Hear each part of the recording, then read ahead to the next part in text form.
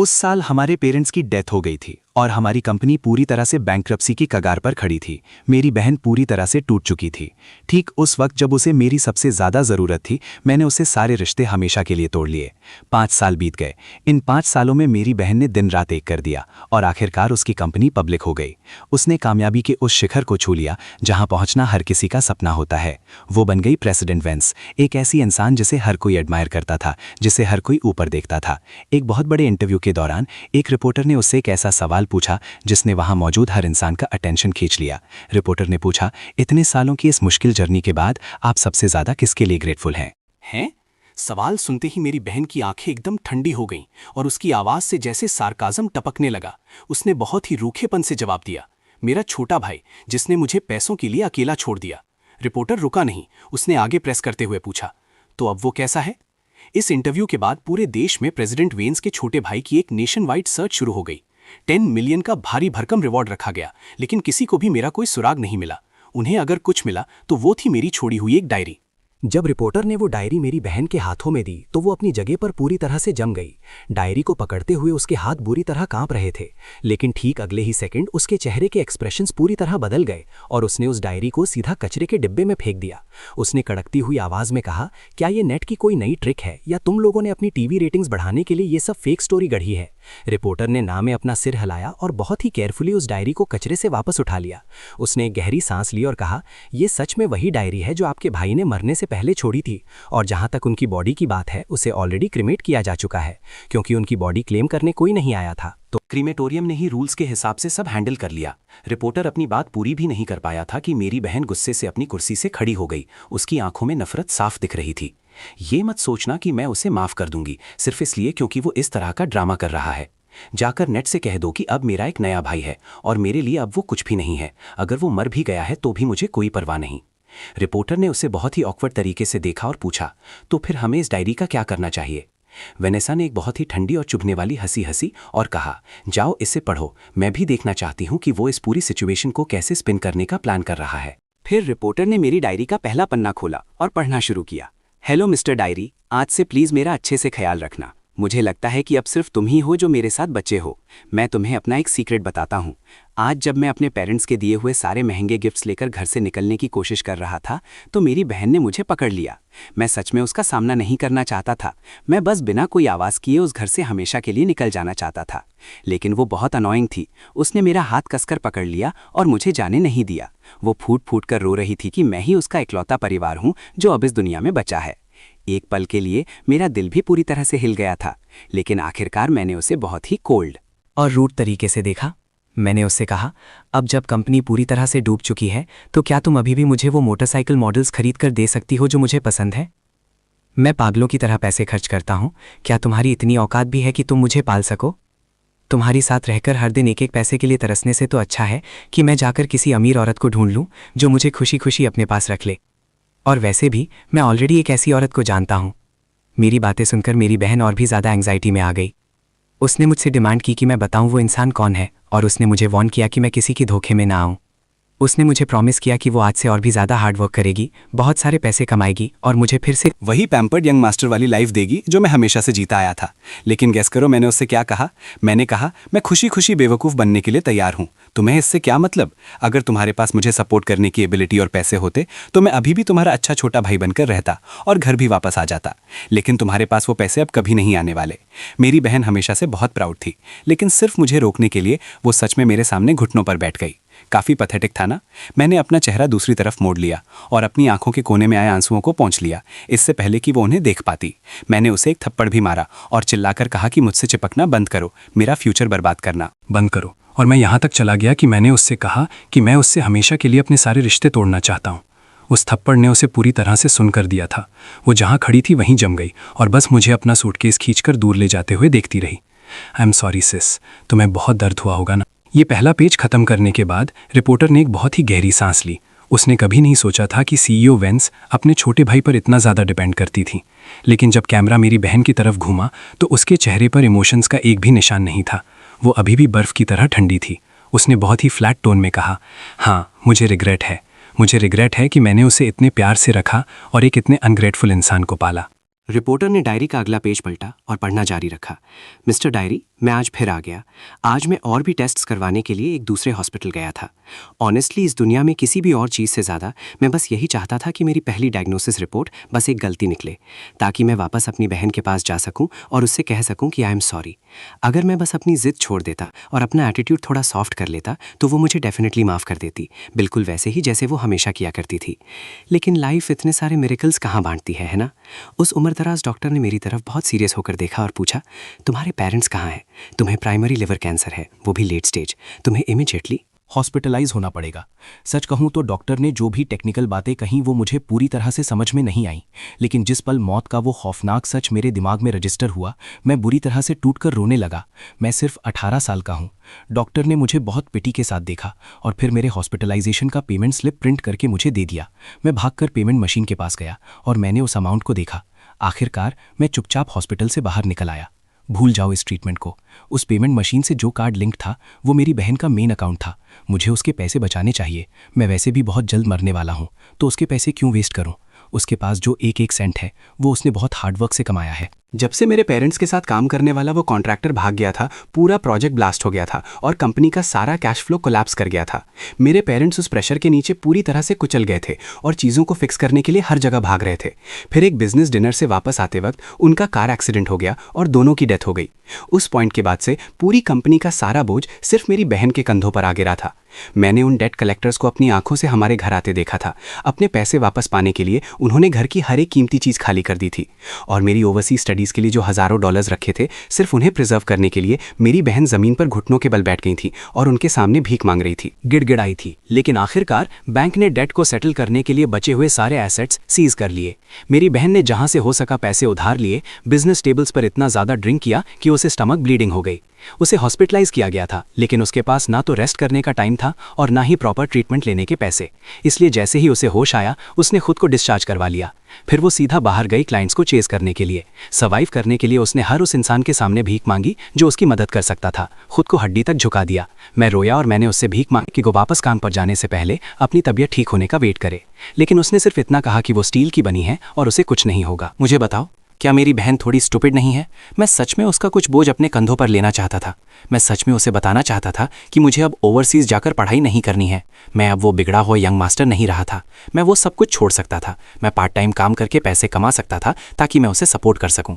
लेकिन मैंने कभी अपने सबसे बुरे सपने में भी नहीं सोचा था कि ऐसे सबसे खराब वक्त पर मुझे एक ऐसी बीमारी हो जाएगी जो दुनिया में सबसे तेजी से पैसे जलाती है। मिस्टर डायरी, क्या आपको भी लगता है कि मैं यूजलेस हूं? यहां तक पढ़ते हुए रिपोर्टर कार्टर की आंखें लाल हो चुकी थीं। उसने भरे हुए गले से कहा, तो ऐसा लगता है कि आपके भाई के पास उस वक्त आपको छोड़कर जाने के अपने कुछ बहुत ही सीरियस रीजंस थे। इतनी कम उम्र में उसे लिवर कैंसर हो गया था। ये सच में हार्ट ब्रेकिंग है। लेकिन मेरी बहन वेनेसा ने एक बार फिर एक बहुत ही ठंडी हंसी हंसी और कहा, नॉट बैड, ये पेटी एक्ट काफी कन्विंसिंग है। रिपोर्टर कार्टर, उसे अपने आप को बेवकूफ मत बनाने दो। नेट हमेशा से एक बहुत बड़ा लायर रहा है। जब वो छोटा था तो उसने एक बार सिर्फ स्कूल बंद करने के लिए हमारे पेरेंट्स से झूठ बोला था कि उसके एंकल में मोच आ गई है। पूरी फैमिली पैनिक में आ गई थी और उसे लेकर सीधा हॉस्पिटल भागी थी। वो एक्टिंग करने में हमेशा से बहुत अच्छा रहा है। रिपोर्टर ने एक गहरी सांस ली और फिर डायरी की तरफ वापस लौट गया। मिस्टर डायरी, मैं कल रात फिर से सो नहीं पाया। ऐसा नहीं था कि मैं सोना नहीं चाहता था, बस दर्द इतना ज्यादा था कि मैं चाहकर भी अपनी आंखें बंद नहीं कर पा रहा था। मेरी इलनेस लगातार और बदतर होती जा रही है। अगर मैं पेन किलर्स नहीं खरीदूंगा तो मैं सच में इस दर्द को अब और बर्दाश्त नहीं कर पाऊंगा। लेकिन मेरे पास बिल्कुल भी पैसे नहीं हैं और इस वक्त एक और चीज़ है जो इससे भी ज़्यादा अर्जेंट है। अगर मैंने जल्द ही रेंट पे नहीं किया तो मेरा लैंडलॉर्ड मुझे घर से बाहर फेंक देगा। ऐसा लगता है कि मैं सच में उस ब्रिज के नीचे सोने वाले एक्सपीरियंस को फील करने वाला हूँ जिसके बारे में बचपन में मेरी बहन अक्सर जोक किया करती थी। जब मैं छोटा था और मार्शल आर्ट्स नॉवेल्स पढ़ा करता था तो मुझे लगता था कि ब्रिज के नीचे सोने वाले हीरोज थोड़े कूल लगते हैं। लेकिन अब जब मैं बड़ा हो गया हूं तो मुझे सिर्फ डर लगता है। पूरी तरह से ब्रोक होना, गरीब होना बहुत टेरिफाइंग है। इसीलिए मैंने वो सारे गिफ्ट्स जो मॉम और डैड ने मुझे दिए थे ऑनलाइन सेल करने के लिए लगा दिए। वो उन बहुत ही गिनी चुनी चीज़ों में से थे जो अब मेरे पास बची थीं। लेकिन जब भी कोई इंसान सच में उन चीज़ों को खरीदने के लिए मुझसे कांटेक्ट करता, मैं हमेशा उन्हें मना करने का कोई ना कोई एक्सक्यूज़ ढूंढ लेता। एंड में मैं खुद को उन चीज़ों से अलग ही नहीं कर पाया। लेकिन तब तक मैं इतने दर्द में था और इतना भूखा था कि मैं मुश्किल से ही खुद को होल्ड कर पा रहा था। मैं सच में अब और नहीं सह सकता था। इसीलिए मैंने अपनी बहन के कार्ड से 500 निकाल लिए। आई एम सॉरी सिस, मैंने फिर से तुम्हारे पैसे खर्च कर दिए। गरीब होने के बाद मुझे रियलाइज़ हुआ कि मेरी पुरानी जो पिकी ईटिंग हैबिट्स थीं, खाने को लेकर जो मेरे नखरे थे, वो आखिरकार पूरी तरह से क्योर हो चुके हैं। जब मैं इतना भूखा था कि मुझे लग रहा था मैं अब बेहोश हो जाऊंगा, मैंने कचरे के डिब्बे में फेंका हुआ एक गंदा स्टीम्ड बन उठाया और उसे खा लिया। ऑनेस्टली उसका टेस्ट उतना भी बुरा नहीं था। लगता है पॉवर्टी सच में हर बिगड़े हुए अमीर बच्चे की हैबिट्स का इलाज कर सकती है। मैं सुपरमार्केट गया और मैंने प्लेन बंस का एक पैकेट और एक पानी की बोतल खरीदी। फिर मैं हॉस्पिटल गया और मैंने थोड़े पेन किलर्स लिए। बाकी के बचे हुए पैसे मुझे रेंट के लिए सेव करने चाहिए। मेरे टीचर ने मुझे फिर से कॉल किया। उन्होंने मुझे मेरी स्टडीज़ पर फोकस करने को कहा और बताया कि मेरे जैसे अच्छे ग्रेड्स वाले स्टूडेंट का अचानक क्लास स्किप करना कितना बड़ा वेस्ट है। मुझे डर था कि वो मेरी बहन के पास चले जाएंगे, इसलिए मैंने उनसे कह दिया कि मैं स्कूल ड्रॉप आउट करना चाहता हूँ। लेकिन एंड में उन्होंने फिर भी उसे कॉल कर ही दिया। मेरी बहन ने मुझे अभी अभी कॉल किया था। उसकी आवाज़ बहुत ही स्टिफ और खंडी थी। उसने कहा, मुझे कोई परवाह नहीं है कि तुम किस तरह की औरत के साथ जाकर चिपक गए हो, लेकिन तुम्हें अपनी उस पढ़ाई को कभी नहीं छोड़ना चाहिए था जिस पर तुम्हें हमेशा इतना प्राउड था। अगर तुम इस तरह से नीचे गिरते रहे तो तुम मॉम और डैड को अपना चेहरा कैसे दिखाओगे। मैंने 10 दिनों से भी ज़्यादा वक्त से अपनी बहन की आवाज़ नहीं सुनी थी, लेकिन मेरे लिए यह टाइम आधी जिंदगी गुजरने जैसा था। मैंने अपना मुंह कसकर दबा लिया ताकि मैं जोर से रोने की आवाज़ ना निकाल दूं, लेकिन मेरे आंसू रुकने का नाम ही नहीं ले रहे थे। सिस, मैं तुम्हें बहुत मिस करता हूँ। दूसरी तरफ वो इम्पेशेंट होने लगी और उसने आखिरी लाइन बोलते हुए कहा, अगर तुम ऐसे ही करते रहे तो मैं सच में तुम्हारी परवाह करना बंद कर दूंगी। उसके फ़ोन हैंग अप करने के बाद मैं बहुत ही लंबे टाइम तक रोता रहा। मिस्टर डायरी, शायद मुझे ही अपनी बहन को ब्लॉक कर देना चाहिए। आखिरकार कल मैं विथड्रॉल पेपर वर्क का काम पूरा कर लूंगा। यहाँ प्रेसिडेंट वेंस को एक ब्रीफ डेज में गिरते हुए देखकर रिपोर्टर कार्टर एक पल के लिए रुके, अपनी आंखों के कोने से नमी को पोंछा और फिर से डायरी का पन्ना पलट दिया। मिस्टर डायरी, मैंने मूव कर लिया है। जिस दिन में मैं रुका था वो एक रात का 50 चार्ज करते थे। वो मेरे लिए बहुत ज़्यादा एक्सपेंसिव था। मैंने पूरा दिन शहर के हर कोने में भाग दौड़ की और आखिरकार मुझे शहर के साउथ साइड के एक बहुत ही रिमोट अर्बन विलेज में एक शाबी सी जगह मिल गई जो एक रात का सिर्फ 30 चार्ज करते थे। उस रूम में 4 बेड्स लगे हुए थे। मेरे ठीक सामने वाले बेड पर एक बहुत ही क्रीपी सा मिडिल एज्ड आदमी रुका हुआ था और उसे देखते ही मुझे अंदर तक डर लगने लगा था। मैंने कृतज्ञता के साथ उस बड़ी बहन की तरफ देखा जो मेरे नीचे वाले बंक पर सोती थी। उसका नाम शियांग था। हालांकि वो खुद को समर बुलाना पसंद करती थी। उसने मेरी तरफ ऊपर देखा और स्माइल करते हुए कहा, रिलैक्स, तुम्हारी ये बड़ी बहन तुम्हारे साथ है। सिस्टर समर सच में बहुत नाइस थी। उस रात अपनी मेडिसिन लेने के बाद मैं सरप्राइजिंगली बहुत अच्छी तरह से सो पाया। मुझे एक बहुत प्यारा सपना आया। उस सपने में मॉम और डैड मुझे और मेरी बहन को डिज्नीलैंड लेकर गए थे। क्योंकि मेरी बहन जानती थी कि मुझे आयरन मैन बहुत पसंद है, वो मेरे लिए घंटों तक लाइन में खड़ी रही और जब आखिरकार उसकी बारी आई तो उसने मेरा नाम पुकारा और मुझे सीधा उस आयरन मैन परफॉर्मर के ठीक सामने पुश कर दिया। मुझे आखिरकार उस हीरो के साथ पिक्चर क्लिक करवाने का मौका मिल गया जिसे मैं इतना प्यार करता था। मैं इतनी जोर से मुस्कुरा रहा था कि मेरी आंखें लगभग गायब ही हो गई थीं। मॉम, डैड और मेरी बहन कुछ ही दूरी पर खड़े थे और मुझे देखकर खुशी से मुस्कुरा रहे थे। लेकिन जैसे ही मैंने फोटो के बाद पीछे मुड़कर देखा, वो सब अचानक से गायब हो चुके थे और वो ब्राइट सनी स्काई, वो चमकता हुआ आसमान अचानक से घने अंधेरे में बदल गया। मैं तुरंत डर गया था, लेकिन मैंने चाहे कितनी भी हार्ड कोशिश की, मैं उन्हें कहीं भी नहीं ढूंढ पाया। मैं एक भयानक पैनिक में उठ बैठा। मेरा पूरा शरीर कोल्ड स्वेट से भीगा हुआ था। सिस्टर समर ने मुझे देखा। उनके चेहरे पर चिंता साफ झलक रही थी। तुम ठीक हो? मैंने बस ना में अपना सिर हिला दिया। फिर उन्होंने मुझसे पूछा कि मैं इस तरह की शाबी जगह पर क्यों रह रहा हूँ। मैंने उन्हें सब कुछ बता दिया। मुझे नहीं पता क्यों, लेकिन मुझे बस उन पर ट्रस्ट फील हुआ। मेरी पूरी कहानी सुनने के बाद उन्होंने एक शब्द भी नहीं कहा। उन्होंने बस मुझे खींचकर एक हग में ले लिया। उनकी बाहें बहुत वार्म थीं। उन्होंने मुझे बताया कि वो एक ऑर्फन है और अडॉप्ट होने के बाद उनके अडॉप्टिव फादर ने उन्हें बहुत अब्यूज़ किया था। एंड में वो और बर्दाश्त नहीं कर पाई, इसलिए वो वहाँ से भाग गईं।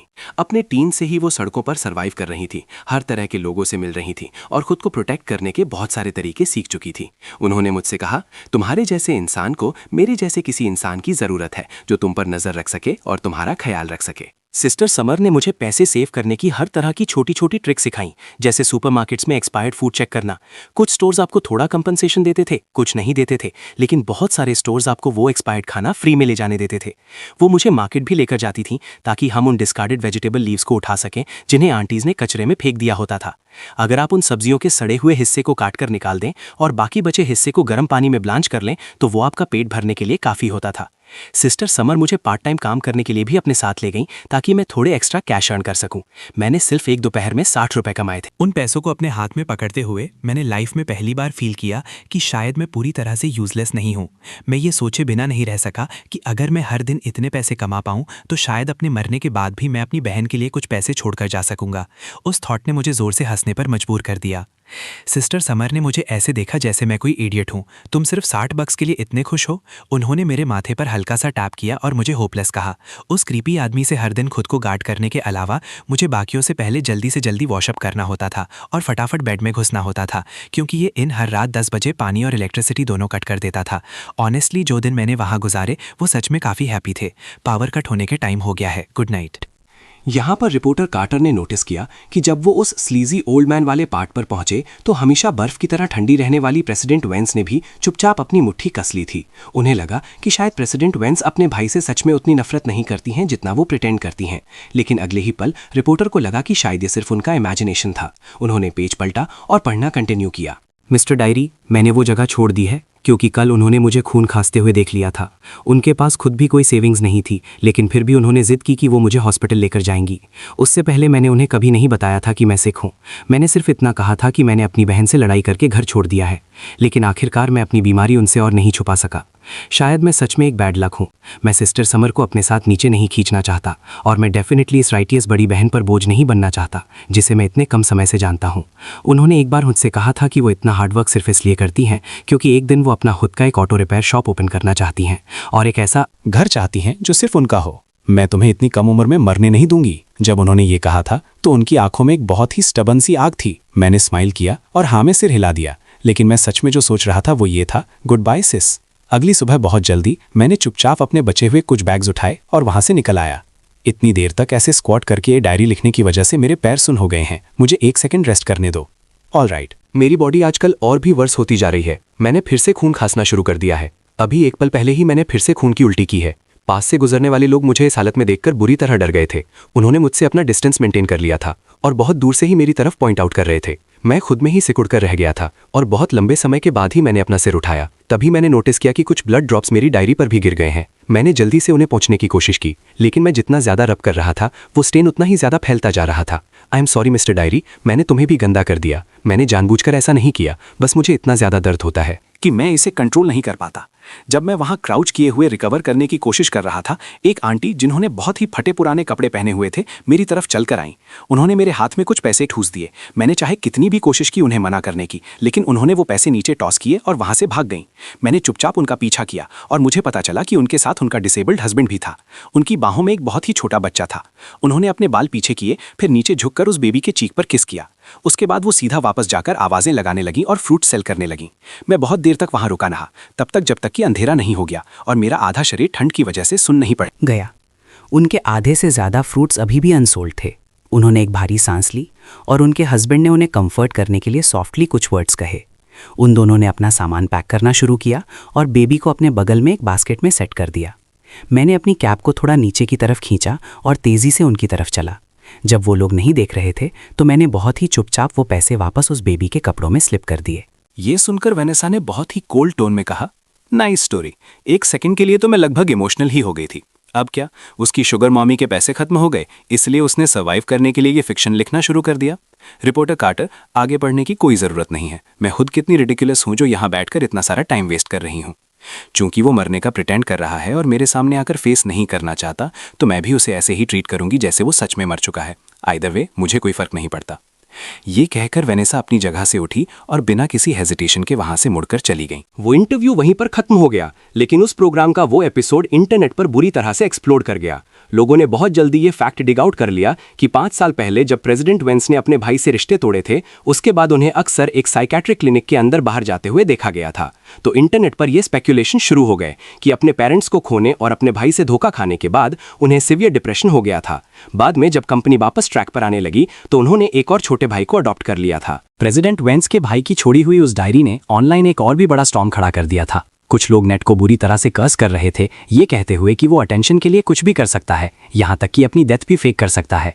उस वक्त उसने अपनी बहन को पैसों के लिए अबैंडन कर दिया, उसे कंपनी का कोलैप्स अकेले फेस करने के लिए छोड़ दिया और उसे एक बहुत बड़ा साइकोलॉजिकल ब्लो दिया। और अब जब उसने देखा कि उसकी बहन इतनी कामयाब हो गई है तो वो सिंपैथी गेन करने के लिए पिटी कार्ड प्ले कर रहा है, यहाँ तक कि इस तरह की एक फेक डायरी भी लिख रहा है। लेकिन अब बहुत देर हो चुकी है क्योंकि प्रेसिडेंट वेंस के पास ऑलरेडी एक नया छोटा भाई है। र्यूमर तो ये भी था कि उस लड़के के 18th बर्थडे पर वेनेसा ने एक पूरा अम्यूजमेंट पार्क रेंट पर लिया था और उसे एक लिमिटेड एडिशन स्पोर्ट्स कार भी गिफ्ट की थी। वो उसे इस दुनिया की सबसे प्रेशियस चीज़ की तरह स्पॉइल करती थी। लेकिन कुछ लोग ऐसे भी थे जिन्हें लगता था कि शायद इस स्टोरी में कुछ और भी है। वो डायरी बहुत ज़्यादा रियल फील हो रही थी और उसके अंदर के इमोशंस बहुत सिंसियर लग रहे थे। वो इस बात पर बिलीव नहीं कर पा रहे थे कि कोई इंसान जो इस तरह के वर्ड्स लिख सकता है वो सिर्फ एक लालची गोल्ड डिगर हो सकता है। चाहे लोग किसी भी साइड हों, इंटरनेट पर हर कोई बस इसी बात का वेट कर रहा था कि नेट की नेक्स्ट डायरी एंट्री में क्या रिवील होगा। टीवी रेटिंग्स के लिए स्टेशन के रिपोर्टर्स ने प्रेसिडेंट वेंस को दोबारा कांटेक्ट किया। उन्होंने पूछा कि क्या वो अपने भाई की फाइनल डायरी को पब्लिक करने के लिए अग्री करती हैं, क्या वो सच में इस पर बिलीव नहीं करती या बस उन्हें कोई परवाह नहीं है। उनकी असिस्टेंट आईवी ने रिप्लाई किया, प्रेसिडेंट वेंस ने कहा है वो डायरी ऑलरेडी आपके स्टेशन को हैंडओवर कर दी गई है, आप उसे पब्लिश करें या डिस्ट्रॉय कर दें, मुझे कोई ऑब्जेक्शन नहीं है। असिस्टेंट ने एक और बात ऐड की, प्रेसिडेंट वेंस ने यह क्लियर कर दिया है कि उनका अब सिर्फ एक ही छोटा भाई है और उसका नाम ह्यूगो है। व्यूअर्स के एक बड़े हिस्से को ये सुनकर बहुत सेटिस्फैक्शन फील हुआ। वो देखना चाहते थे कि क्या नेट अपनी एक्टिंग को और कंटिन्यू रख सकता है, क्योंकि उसकी बहन क्लियरली अब उसकी कोई परवाह नहीं करती थी। ऑथराइजेशन मिलने के बाद स्टेशन ने बहुत जल्द नेट्स डायरी बिफोर डेथ नाम से एक लाइव प्रोग्राम एयर किया। स्क्रीन पर रिपोर्टर कार्टर एक बहुत ही सीरियस और सोलोमन एक्सप्रेशन के साथ बैठे थे। आप सबकी ही तरह मैंने भी इस डायरी को एडवांस में नहीं पढ़ा है। अब चूंकि मुझे प्रेसिडेंट वेंस की ऑथराइजेशन मिल गई है तो मैं आज इसे आप सबके साथ लाइव शेयर कर रहा हूं। मैं बस यही होप करता हूं कि लोग अपने वर्ड्स के साथ थोड़े काइंड रहेंगे। एक ही पल में लाखों व्यूअर्स उस लाइव स्ट्रीम में बाढ़ की तरह आ गए। 1 मिनट से भी कम समय में ये नंबर 1 मिलियन क्रॉस कर गया और हर कोई बस रिपोर्टर कार्टर के उस डायरी को खोलने का वेट कर रहा था। वेंस रेसिडेंस पर असिस्टेंट आईवी ने प्रेसिडेंट वेंस की तरफ एक बहुत ही कॉम्प्लिकेटेड एक्सप्रेशन के साथ देखा। बहुत देर तक हेजिटेट करने के बाद उसने आखिरकार कहा, प्रेसिडेंट वेंस, प्रोग्राम स्टार्ट हो गया है। प्रेसिडेंट वेंस ने अपनी आंखें ऊपर तक नहीं उठाईं। मैं ऑलरेडी कह चुकी हूं कि मुझे उसके बारे में अब और कुछ नहीं सुनना है। रिपोर्टर कार्टर ने गहरी सांस ली और डायरी को खोल लिया। मिस्टर डायरी, आज मुझे एक पपी मिला। पहले तो मैं किसी भी चीज़ में इन्वॉल्व नहीं होना चाहता था, लेकिन वो अपनी इंजर्ड लेग को खींचते हुए लगातार मेरे पीछे आ रहा था और पूरे टाइम बस रो रहा था। मुझे पता था कि मैं इस कंडीशन में नहीं हूं कि मैं उसका ख्याल रख सकूं, इसलिए मैंने खुद को फोर्स किया और आगे बढ़ता रहा। लेकिन सिर्फ 2 कदम चलने के बाद ही मैं वापस पीछे मुड़ गया। जिस पल मैंने उसे उठाया, उस छोटे से येलो डॉग की आंखों में एक चमक आ गई। वो अपनी जीभ से लगातार मेरे पाम को चाट रहा था। मैंने एक लंबी सांस छोड़ी। उसने ज़रूर मेरे अंदर तक देख लिया होगा और उसे रियलाइज़ हो गया होगा कि मैं बहुत सॉफ्ट हार्ट। मैंने उसका नाम एवर रखा है। मैं बस यही होप करता हूँ कि वो लकी हो, उसकी उम्र लंबी हो और उसका एंड मेरे जैसा शॉर्ट लिव्ड ना हो। मैं उसे एक पेट हॉस्पिटल लेकर गया और सिर्फ उसके एग्जामिनेशन फ़ी ने ही मेरा पूरा वॉलेट खाली कर दिया। उसके बाद होने वाली सर्जरी में 2000 और लगने वाले थे। अगर उसका ऑपरेशन नहीं हुआ तो वो मर जाएगा। एवर को अपनी बाहों में पकड़े हुए मैंने डॉक्टर से बहुत ही केयरफुली बेग किया कि क्या मैं उसे सर्जरी के लिए कुछ दिनों के बाद वापस ला सकता हूँ। मेरे पास अभी पैसे नहीं हैं, लेकिन डॉक्टर ने कहा कि इसे अब और डिले नहीं किया जा सकता। कल का दिन एकदम आखिरी लिमिट है। मैं एवर को उस पेट हॉस्पिटल से बाहर लेकर आया और एक स्ट्रीट कॉर्नर पर ब्लैंक होकर बैठ गया। मैंने धीरे से उसके कान में फुसफुसाते हुए कहा, तुम बहुत डम्ब हो। दुनिया के इतने सारे अमीर लोगों में से तुमने मेरे जैसे एक मरते हुए इंसान को चुना, और वो भी सबसे बुरी बात नहीं है। मैं पूरी तरह से ब्रोक हूँ, मेरे पास पैसे भी नहीं हैं। मैं तुम्हारे लिए 2000 कहाँ से लेकर आऊँ? वो पापी मेरा एक भी वर्ड नहीं समझ सकता था। वो बस खुशी से अपनी पूंछ हिला रहा था, जैसे कि वो इस फैक्ट को सेलिब्रेट कर रहा हो कि आखिरकार उसे घर मिल गया है।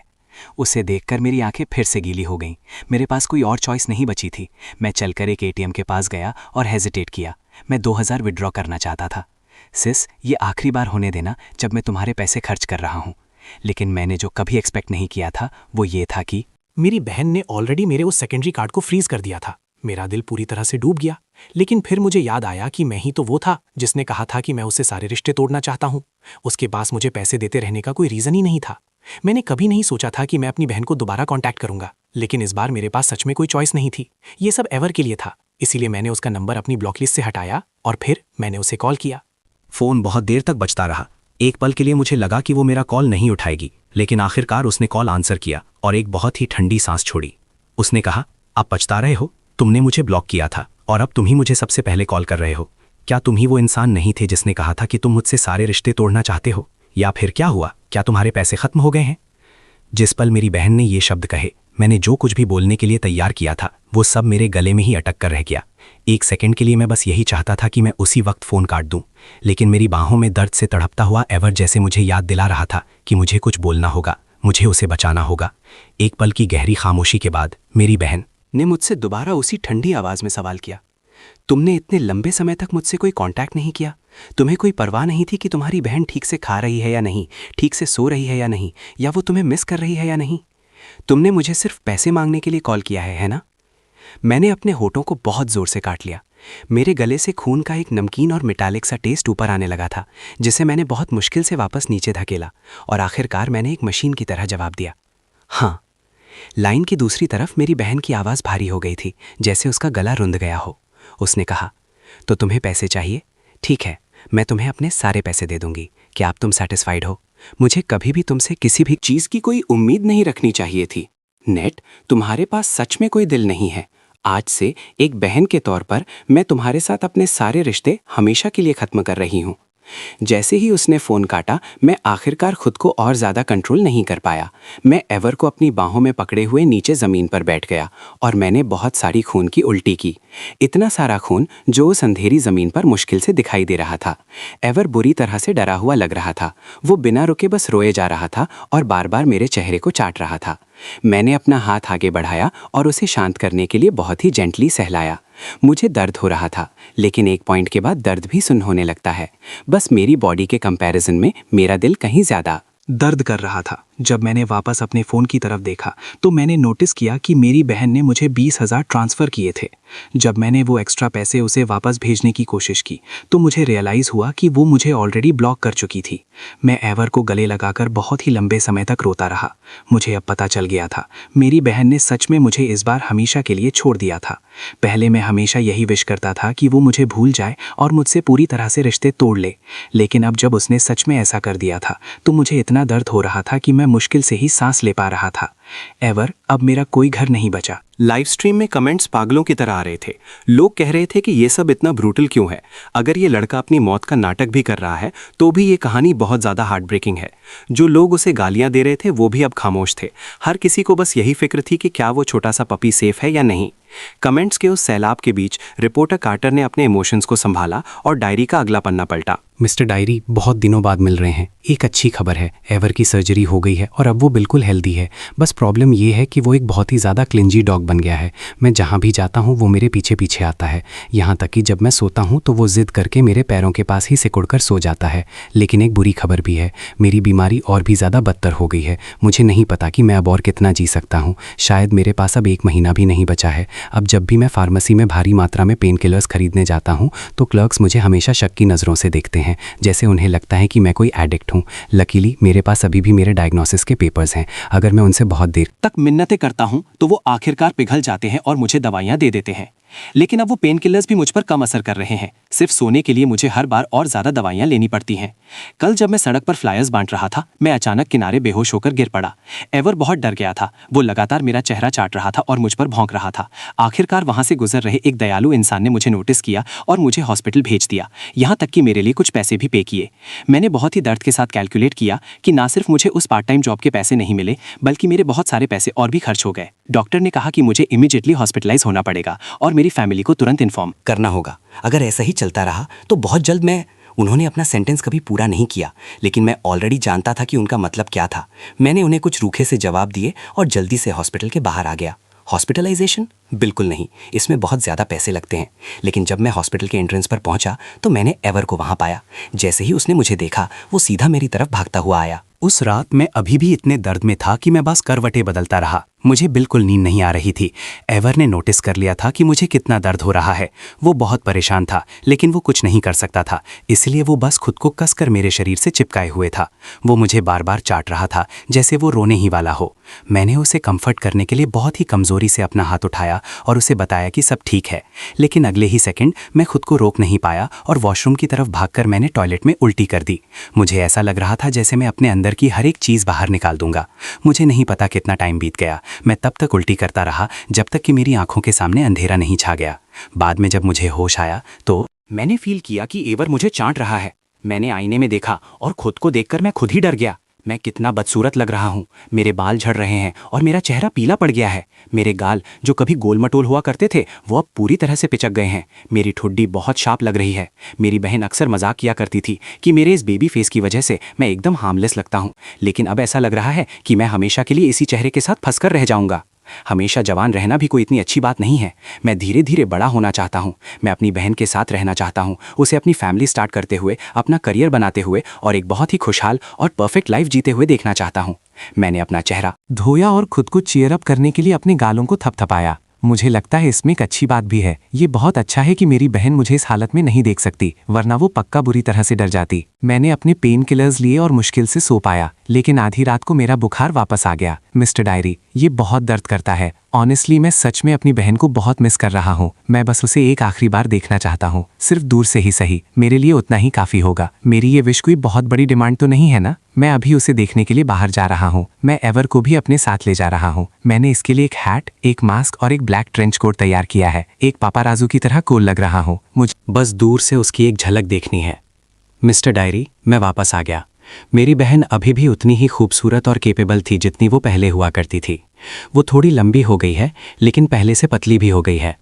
मैंने ओरिजिनली बस उसे एक नज़र देखने और फिर वहाँ से चले जाने का सोचा था, लेकिन वो बहुत नाखुश लग रही थी। वो पहले बहुत मुस्कुराया करती थी। इससे पहले कि मुझे कुछ समझ आता, मैंने उसका पीछा करना शुरू कर दिया। मुझे नहीं पता था कि वो हॉस्पिटल क्यों जा रही थी। वो एक साइकोथेरेपिस्ट से क्यों मिल रही थी? उसके जाने के बाद मैंने उसके अटेंडिंग डॉक्टर से पूछा। उन्होंने मुझे बताने से मना कर दिया और कहा कि ये पेशेंट की प्राइवेसी है। जब मैंने उनसे बार बार मिन्नतें की, तब जाकर आखिरकार उन्होंने गहरी सांस ली और मेरी बहन की कंडीशन के बारे में बात की। मेरी बहन बीमार है, वो बहुत बीमार है। हमारे पेरेंट्स की डेथ ने उसे बहुत गहराई तक तोड़ दिया है और मेरे उसे छोड़कर चले जाने की वजह से वो खुद को और भी ज़्यादा ब्लेम करने लगी है। उसे लगने लगा है कि वो पूरी तरह से यूजलेस है और मेरा ख्याल नहीं रख पाई, और इसीलिए मैंने उसे नफरत की और उसे छोड़ दिया। इस वजह से मेरी बहन खुद को नुकसान भी पहुंचाने लगी थी। मैं रोने लगा और रोते रोते मुझे अचानक हंसी आने लगी। मेरी बहन कितनी स्टुपिड है। क्लियरली मैं ही यहाँ सबसे ज़्यादा यूजलेस इंसान हूँ। मुझे तो बस उसे नीचे खींचना आता है। वो दुनिया की सबसे बेस्ट बहन है। वो अपना पूरे साल का अलाउंस सिर्फ इसलिए सेव करती थी ताकि मुझे मेरे बर्थडे पर एक बहुत महंगा गिफ्ट दे सके। स्कूल में जो बुलीज मुझे परेशान करते थे, वो उन्हें तब तक पीटती थी जब तक कि वो वापस उठने के लायक नहीं रहते थे, फिर चाहे इसके लिए उसे ही क्यों ना पनिशमेंट मिल जाए। हमारे पेरेंट्स के जामिया भाम उसने हर एक चीज़ हैंडल की और वो सारा प्रेशर अकेले अपने कंधों पर उठाया ताकि मुझे कंफर्टेबल लाइफ दे सके। मैं उसे कभी कैसे नफरत कर सकता हूँ? रिपोर्टर कार्टर अचानक से रुके और उन्होंने डायरी को कैमरे की तरफ दिखाया। हर किसी ने नोटिस किया कि उस पेज पर बहुत ही साफ हैंडराइटिंग के अलावा आंसुओं की बूंदों के निशान भी थे, जिन्होंने उस कागज को भिगो दिया था और अब वो सूख चुके थे। वो पक्का बहुत लंबे समय तक रोया होगा, क्योंकि उसके आंसुओं ने डायरी के उस पूरे पन्ने को गीला कर दिया था। रिपोर्टर कार्टर की आंखें भी भीगने से नहीं बच पाईं। उन्होंने अपनी आवाज़ को एडजस्ट किया, जो रोने की वजह से कांप रही थी और भारी हो गई थी। मिस्टर डायरी, मैं बहुत यूजलेस हूँ। मैं कुछ नहीं कर सकता। मैंने बहुत ही हेल्पलेस होकर अपनी बहन को अपने पास से गुजरते हुए देखा और मुझ में इतनी भी हिम्मत नहीं थी कि मैं एक कदम आगे बढ़ाकर उसे गले लगा लूं। उस छोटे से पल में जब हमारी आंखें मिली तो उसने दूसरी तरफ देख लिया। वो अब मुझे पहचान भी नहीं पाई और ये बात मेक सेंस भी करती है। अभी मैं जो एक आधा इंसान और आधा भूत जैसा मॉन्स्टर लग रहा हूँ, यही अच्छा है कि वो मुझे अब कभी ना देखे। मैं उसे उदास नहीं करना चाहता। मिस्टर डायरी, मैंने अपना मन बना लिया है। इतने दर्द में घुट घुट कर मरने से अच्छा है कि मैं अपनी ज़िंदगी को अपनी खुद की शर्तों पर ख़त्म कर लूँ। क्या आपको लगता है कि मैं सही कर रहा हूँ? ये बीमारी सच में मेरे दिमाग के साथ खेल रही है। मैं हर वक्त आपसे बात करता हूँ और एवर से बात करता हूँ, ये एक्ट करते हुए जैसे आप लोग सच में मुझे जवाब दे सकते हो। लेकिन एवर का क्या होगा? मैं उसे ऐसे ही पीछे छोड़कर नहीं जा सकता। मैं एवर को अपनी बहन को देना चाहता हूँ ताकि वो उसे कंपनी दे सके। इस तरह एवर का भी ख्याल रखा जाएगा। मैं सच में बहुत स्मार्ट हूँ। लेकिन तभी मुझे अचानक याद आया कि कल मेरा बर्थडे है। मुझे लगता है कि मैं एक और दिन के लिए खुद को होल्ड करूंगा। मैं अपने बर्थडे वाले दिन नहीं मरना चाहता।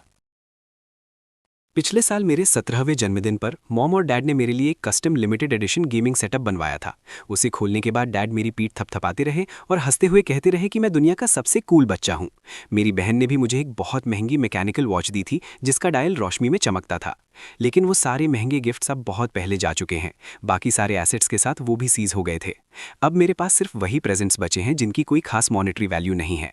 मैं उन्हें हर जगह अपने साथ लेकर जाता हूँ, यहाँ तक कि जब मेरे पास खाने तक के पैसे नहीं थे तब भी मैं खुद को उन्हें बेचने के लिए तैयार नहीं कर पाया। जब मैं सोता हूँ तो मैं उस ब्राउन टेडी बेयर को गले लगाकर सोता हूँ जो मॉम ने मुझे तब खरीद कर दिया था जब मैं 8 साल का था।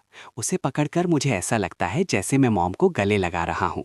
मॉम, डैड और मेरी बहन ने एक बार मुझसे कहा था कि जब मैं 18 साल का हो जाऊंगा तो वो मेरे लिए दुनिया की सबसे बड़ी और ग्रैंड बर्थडे पार्टी रखेंगे, अपने छोटे यंग मास्टर के अडल्ट होने को सेलिब्रेट करने के लिए। लेकिन अब ऐसा लगता है कि मेरे साथ सिर्फ एवर ही बचा है। जब मैं उसे अपनी बाहों में पकड़ता हूँ तो सिर्फ वही एक गर्माहट है जो मेरे पास बची है। एवर को शायद मेरी फीलिंग्स का एहसास हो गया था। उसने अपनी गीली जीभ से मेरे हाथ और मेरे गाल को बार बार चाटना शुरू कर दिया, जैसे वो अपनी गर्माहट से मुझे वापस जिंदा करने की कोशिश कर रहा हो। इससे मुझे थोड़ी गुदगुदी हुई और आखिरकार मैंने स्माइल करते हुए एवर को एक बार किस किया। मैं उसे गोद में उठाकर एक केक शॉप में ले गया, क्योंकि मैं अपने लिए एक छोटा सा केक खरीदना चाहता था। पहले जब मेरे बर्थडे आते थे तो मुझे मॉम डैड के ऑर्डर किए हुए 3 या 4 लेयर वाले महंगे केक भी कभी पसंद नहीं आते थे। लेकिन अब इतने लंबे समय से बिना केक के रहने के बाद मुझे उसे देखकर लिटरली लार आ रही थी। मैं बहुत देर तक वहाँ खड़ा रहा। मेरा दिल दर्द से भर गया जब मैंने उस पर लगा 100s का प्राइस टैग देखा। क्लर्क बहुत ही इम्पेशेंट होकर मेरे पास आई और पूछा, तुम्हें खरीदना है या नहीं? अगर नहीं तो यहाँ से बाहर निकलो। फिर उसने मेरी बाहों में एवर को देखा और बहुत ही रूड तरीके से कहा कि स्टोर में पेट्स अलाउड नहीं है। लेकिन मैंने लिटरली अभी अभी एक आदमी को अपने पूडल के साथ अंदर आते देखा था। शायद उसने मुझे इसलिए बाहर निकाला क्योंकि एवर गंदा दिख रहा था और मेरे पास उसे नहलाने के लिए पेट सैलून ले जाने के पैसे नहीं थे। मैंने बार बार माफ़ी मांगी और एंड में मैंने सिर्फ वो 20 रुपए वाला सबसे सस्ता चॉकलेट केक कप खरीदा जो उनके पास था। मुझे पार्क में एक बेंच मिल गई और मैं एवर को अपनी बाहों में लेकर वहाँ बैठ गया। मेरे पास कोई कैंडल्स नहीं थी तो मैंने बस कैंडल बुझाने का वो पूरा एक्ट साइलेंटली अपने दिमाग में इमेजिन कर लिया। फिर मैंने अपनी आंखें बंद की और एक विश मांगी। मैंने विश की कि एवर हमेशा सेफ रहे। मैंने विश की कि मेरी बहन बहुत ऊंचाइयों तक पहुंचे, उसकी उम्र लंबी हो और वो एक बहुत हैप्पी लाइफ जिए। जब मैंने अपनी आंखें खोली तो मैंने उस केक का थोड़ा सा हिस्सा एवर को खिलाया। उसने उसे बहुत खुशी से खाया, जैसे वो मेरे साथ मेरा अडल्ट होना सेलिब्रेट कर रहा हो। मुझे भी उस केक की बहुत क्रेविंग हो रही थी, लेकिन सिर्फ कुछ बाइट्स खाने के बाद ही मैं साइड में झुका और मैंने सब कुछ उल्टी कर दिया। एंड में मैंने एवर को एक पेट शॉप ले जाकर 200 रुपए खर्च किए और उसे अच्छे से क्लीन करवाया। ओनर ने कहा कि उसने आज तक एवर जैसा इतना वेल बिहेव छोटा डॉग नहीं देखा है। मैंने एकदम साफ और फ्लफी एवर को वापस अपनी बाहों में लिया। वो इतना अच्छी महक दे रहा था कि मैं खुद को एक गहरी सांस लेने से रोक नहीं पाया। एवर वो गिफ्ट है जो हेवन ने मुझे दिया है और अब मैं वो गिफ्ट अपनी बहन को देना चाहता हूँ। मैं होप करता हूँ कि वो मेरे लिए एवर का अच्छे से ख्याल रख सकेगी और मैं होप करता हूँ कि एवर मेरी जगह पर उसके साथ हमेशा रहेगा। और जहां तक उस कार्ड में बचे हुए 20,000 की बात है, मैं उसे भी चुपचाप अपनी बहन के दरवाजे के नीचे से स्लिप कर दूंगा। अगर कुछ अनएक्सपेक्टेड नहीं होता है तो शायद ये डायरी अब दोबारा अपडेट नहीं होगी, क्योंकि कल मैं मॉम और डैड से मिलने के लिए दूसरी दुनिया में जा रहा हूँ। मिस्टर डायरी, मैं तुम्हें बहुत मिस करूंगा। एवर, मैं ऊपर से तुम पर नजर रखूंगा और मेरी बहन, मैं तुम्हें हमेशा और हमेशा के लिए प्रोटेक्ट करूंगा। ये डायरी यहीं पर खत्म हो जानी चाहिए थी, लेकिन रिपोर्टर कार्टर ने इंस्टिंक्टिवली अगला पेज पलटा और उस पर लिखे हुए कुछ और शब्द देखे। आई एम सॉरी एवर, मैं तुम्हारा ख्याल नहीं रख पाया। क्या मेरी बहन को लगा कि तुम ऑलरेडी किसी और के हो, या फिर क्या वो सच में तुम्हें नहीं चाहती थी? मैं कुछ ही दूरी पर छुपा हुआ था। मैंने प्लान किया था कि जब मेरी बहन एवर को अपने साथ ले लेगी तब मैं वहां से जाऊंगा, लेकिन एवर ने अपना लीश चढ़ा लिया और वो सीधा मेरी तरह भागता हुआ आया। अगर मैंने खुद उसे अपने हाथों से अपनी बहन को दिया होता तो क्या वो ठीक होता? मैं लगातार रोता रहा और एवर से बार बार मिन्नतें करता रहा, मुझे छोड़कर मत जाओ, प्लीज मुझे छोड़कर मत जाओ। लेकिन उसने बहुत मुश्किल से अपना सिर उठाया, एक बहुत ही हल्की सी दर्द भरी आवाज निकाली, मेरे चेहरे को चाटा और फिर हमेशा के लिए अपनी आंखें बंद कर लीं। मैंने एवर को अपनी बाहों में कसकर पकड़ लिया और बहुत ही सॉफ्ट आवाज में उसके लिए एक गाना गाया, little puppy open up the door. लेकिन इससे पहले कि मुझे कुछ समझ आता, मैं इतनी जोर से रो रहा था कि मेरा पूरा चेहरा आंसुओं से भीग चुका था। मैंने एवर को मॉम और डैड की ग्रेव्स के ठीक बगल में एक छोटी सी ढलान पर दफना दिया है। आज रात चांद पूरा तो नहीं है, लेकिन ये बहुत ब्राइट है। ऐसा लगता है कि मैं अब 15 तारीख तक नहीं बच पाऊंगा। एवर, थोड़ा धीरे दौड़ना, मैं भी अब तुम्हें ढूंढने आ रहा हूँ। मॉम, डैड, सिस, गुड बाय। जब तक रिपोर्टर कार्टर ने डायरी पढ़ना खत्म किया, उनकी आंखें ऑलरेडी आंसुओं से ओवरफ्लो कर रही थीं। लाइव स्ट्रीम के कमेंट्स उसी पल बुरी तरह से एक्सप्लोड हो गए।